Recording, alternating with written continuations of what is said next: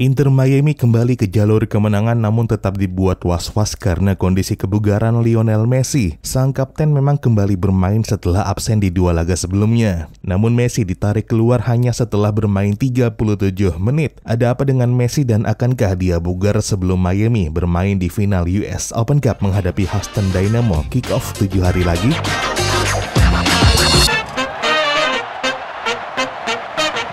Halo dan selamat datang kembali di Papa Bola. Ya, Inter Miami kembali ke jalur kemenangan setelah di laga sebelumnya menelan kekalahan pertama mereka setelah 13 laga. Menjamu Toronto di DRV PNK Stadium tadi pagi, Miami menang 4-0 berkat gol-gol dari Facundo Farias, 2 gol Robert Taylor, serta Benjamin Cremaschi. 3 poin di laga tadi pagi membuat Miami kembali merangkak naik di klasemen wilayah timur MLS ke posisi 13 dengan 31 poin dari 28 pertandingan. Menjadi hanya selisih 5 poin dengan DC United di posisi 9 di zona playoff final series. Miami pun dalam posisi menguntungkan karena masih memiliki 2 tabungan pertandingan, yang berarti secara matematis bisa menyalip DC United di klasemen MLS jika berhasil menyapu bersih 2 tabungan pertandingan tersebut. Tapi sayangnya kebangkitan Miami tersebut harus dibayar dengan kabar buruk yang sangat mengkhawatirkan. Lionel Messi kembali ke starting 11 setelah absen di 2 laga sebelumnya. Pertama, menghadapi Sporting KC pada 10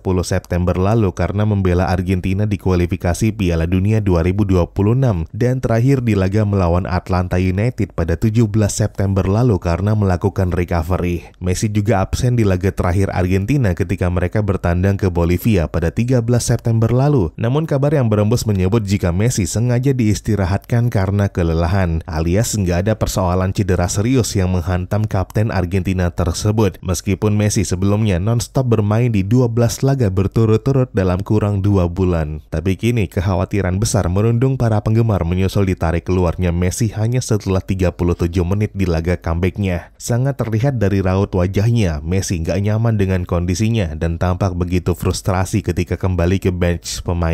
Selepas laga, pelatih Gerardo Tata Martino mengakui jika ditarik keluarnya Messi di laga itu sungguh di luar dugaan. Namun dia belum bisa memastikan apa yang terjadi dengan pemain bintangnya tersebut. Begitu juga dengan situasi Jordi Alba yang sebelumnya juga ditarik keluar 3 menit sebelum Messi. Miami sedang dalam agenda padat yang seluruhnya penting di sisa musim reguler ini, dan Martino bakal mengevaluasi segala sesuatunya sesegera mungkin. Dalam cuitannya di Twitter, jurnalis Argentina Gaston Edul menyebut jika Messi absen di 2 laga terakhirnya baik untuk Argentina dan Inter Miami adalah karena merasa kurang nyaman dengan otot posteriornya. Keputusannya nggak bermain adalah langkah mitigasi untuk menghindari cedera, dan tadi pagi ditarik keluar lebih awal disebut di luar rencana.